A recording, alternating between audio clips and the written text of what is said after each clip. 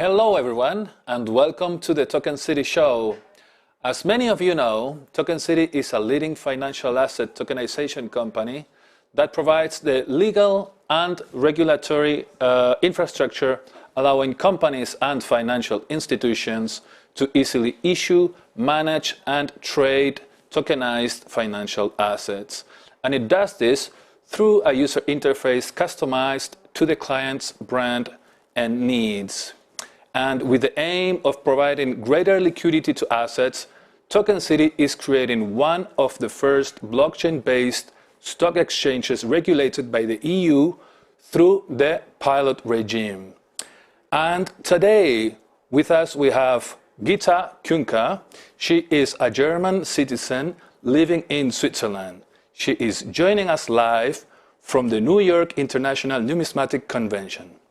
Gitta is launching Numisstaxx, a digital platform supporting coin collectors, coin dealers in coin data management.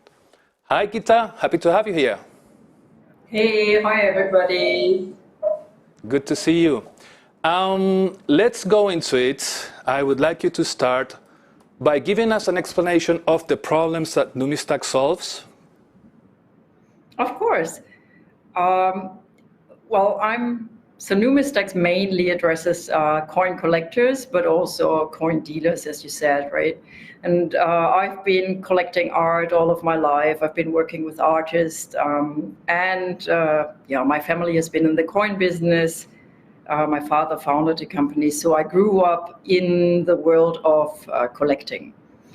What I discovered is that, well, if you get a certificate of authenticity, it's usually paper-based, or you just get an invoice. So you buy art, and the information and the proof that actually the art is not forged is based on paper. And that, of course, I think is not what you expect from a modern business in the digital age. So the basic idea was to convert or transform a mainly paper-based business into the digital world. Okay, so could you expand a little bit more on how you came up with this idea? Well, I was working as the CEO of the World Money Fair, and in that role, I was also thinking about the cultural asset protection laws that actually do not allow to trade coins, art in general, internationally if they don't fulfill specific rules. And in order to be compliant with that rule, you need to prove that the provenance, so the history by when a specific cultural asset was where, you need to prove the track record.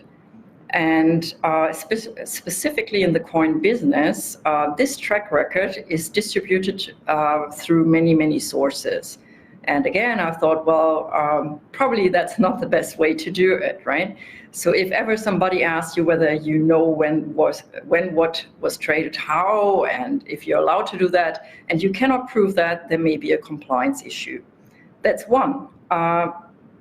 And secondly, I think there's so much effort put into the numismatic research. It's a shame that it gets lost whenever a coin is sold. So putting all the coin-related data and the data behind the coins, so the history, when was it traded by whom, just imagine you have coins that are, I don't know, many thousand years old, and you can at least say, well, the last 200 years, the coin was owned by this person, it was stored in, I don't know, it was part of a collection, it traveled from country A to country B. I think that's just very, very interesting knowledge. And yeah, the aim was to store all that data in one central database. So sorry about that. I just wanted to ask you a couple more questions to maybe give our audience a little bit more insight into what you are describing. So when you say that the information regarding a coin is dispersed, what exactly do you mean by that? And why is it that in the traditional numismatic field, once the research has been done for a coin, it then can get lost? Yes, so if you look at how coin auction houses operate at the moment, they do all the research in order to sell the coin. As I said, provenance is becoming more and more important, also from a regulatory perspective. But the research is done when a coin is sold. So, and then the knowledge is put into the sales documentation, which is usually a coin auction catalog. So it is, even though the catalogs are digital and or paper-based, but this knowledge is not transferred in a digital way. So unless the collector copy-pastes everything from the paper or from online archives, it gets lost once the coin is sold. And that's basically what I mean by data management. So we provide, with Numisstaxx, we provide a platform where collectors actually can store all the data.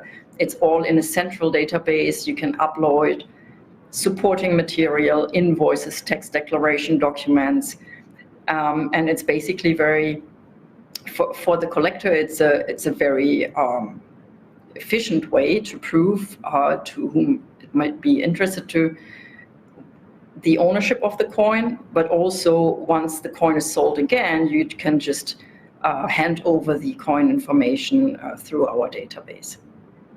Understood.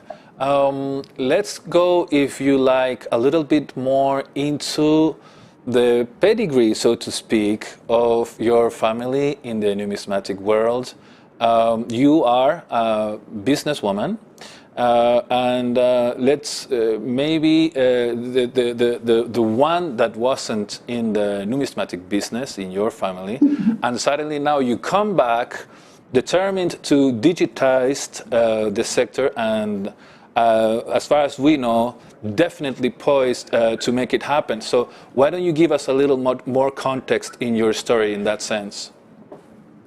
Yeah, sure. So yeah, in the coin world, if the people hear the name Küenker, it means something, because my father founded one of the largest coin auction houses in the world. So yeah, everybody is well aware of that name. It's the second generation now. My younger brother took over the business. My older brother is also in the industry, and yeah, is operating an independent company in Zurich. So even though we are 3 children, I decided to start my career totally differently. However, I mean, as a kid, I was always looking at coins. I was working in my father's company when I was a student. So I think I always looked at the business from an operational perspective, but not from a numismatic researcher's perspective. So yeah, so I am a business consultant. I'm a transformation manager. So yeah, so even though I'm very close to the business, as I said, I never really worked in the industry, with the exception of being the CEO of the World Money Fair. But again, that was more a strategic advisor role, as well as a role as a COO type of function. Okay, thank you for that. Why don't you explain a little bit more the impact that it can have in the industry, the possibility that you now bring to the table of abstracting the location of a coin with the value, the ownership, the ability to trade that coin. As I understand, that could be a kind of revolutionary aspect of the industry going forward. Well, for the time being, the trade is still bound to the physical object, which is the coin, and the coin pass, the certificate of authenticity, supports the physical assets. So at the moment, what you're describing is not implemented with Numisstaxx. However, in the future, what we are thinking about is, well, what if we looked at coins that are not internationally tradable and actually freeze them in a vault and transfer the object that is international tradable to a digital clone of the coin. But again, Javier, that's the future of our business, and we are still looking into that very thoroughly, also from a legal perspective. At the moment, it is the opposite, right? So legally binding is still the contract that's fixed or bound to the physical asset, which is the coin. Okay. So in terms of the innovation that you are applying to the sector, is there something else that you can highlight that you are planning or that you are implementing right now?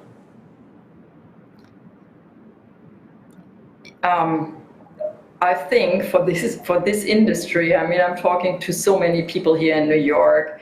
For this industry, going digital is already a huge step. So clients, collectors are concerned about staying anonymous. So I think that is one of the key benefits of the platform, that we thought about it, and if collectors want to stay anonymous, they can, because the client data is outsourced to a third-party provider, and me or Numisstaxx in general does not have access to that data. So that is a key benefit that everybody appreciates here. This is not very innovative if you're coming from a tech background, but if you look at the industry where the average collector is 70 and above, it means a lot for these people. So also having the ability to store everything in one place is actually great. And then the other aspect that really helps to make the exchange of information more efficiently is that we can, or the collector can provide access to their remit on the platform. So for members, it is possible to exchange data through an authorization concept that's steered by the collector, by the member. So here, if you look at the industry as it is operating right now, usually a coin is sent across the world to be assessed and valued. So in the future, it's just one click away. You can provide access to parties of interest, and it's much faster, much more secure, because you don't have to ship the assets around. So people consider that innovative here, even though, again, if you're coming from a tech background, of course, it's standard in many other industries. Let me ask you something. I don't know if it's a little bit of a tangent, but I know that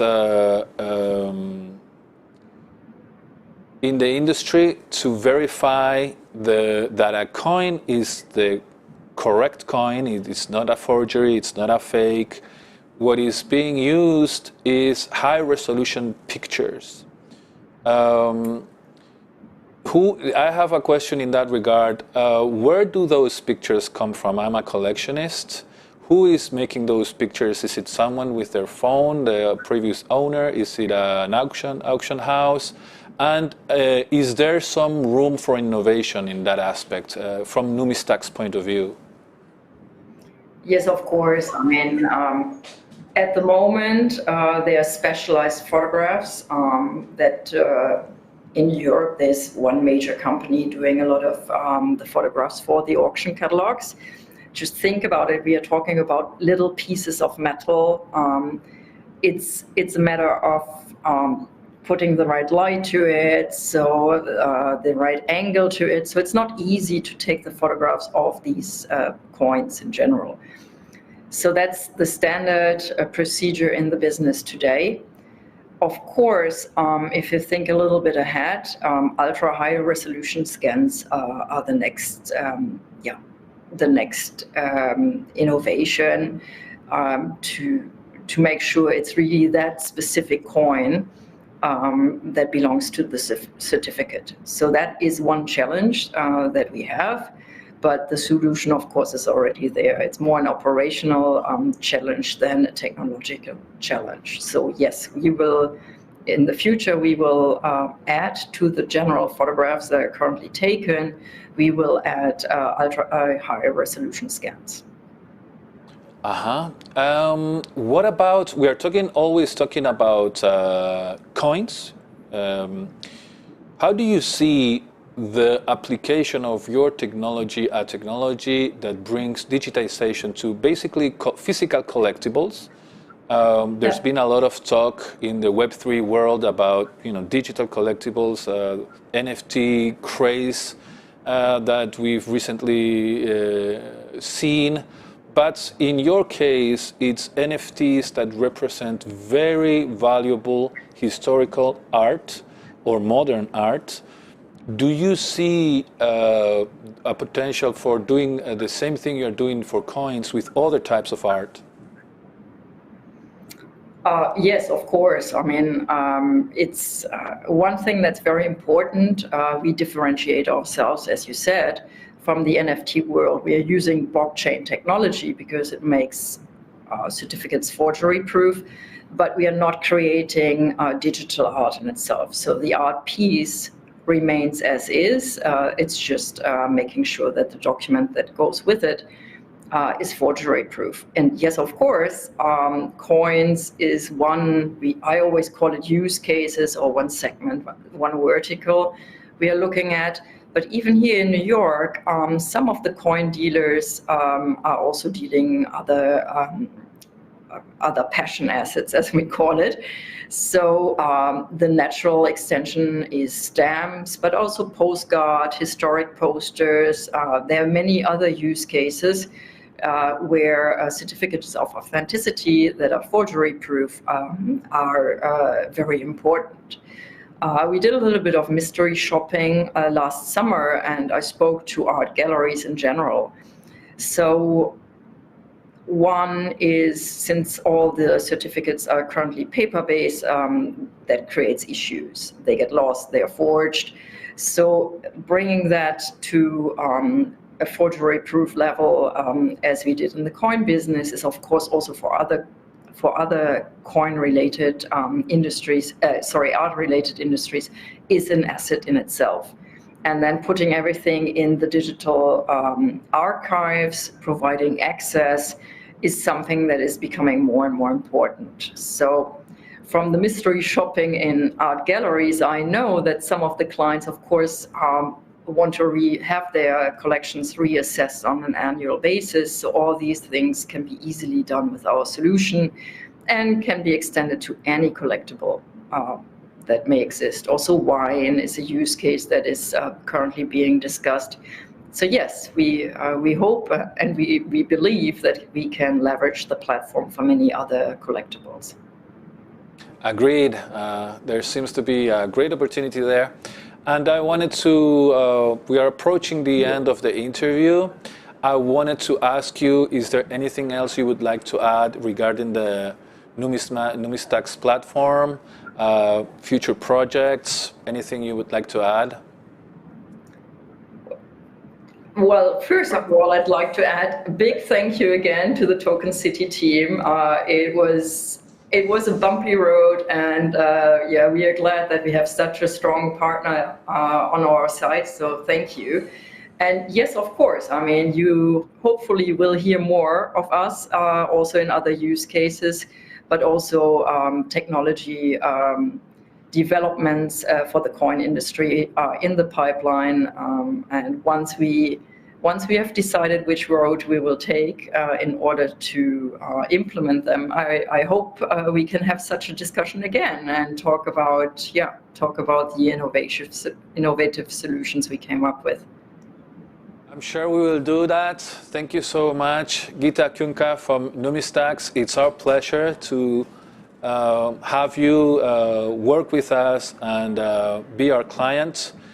We wish you great success. We are totally, absolutely certain that this will come. Thank you so much for being with us today. Thank you, everybody. Bye-bye. Bye. And that was all for today. That was Gitta Küenker. She is a fantastic entrepreneur, a force of nature, and we hope to see you here soon. Bye-bye.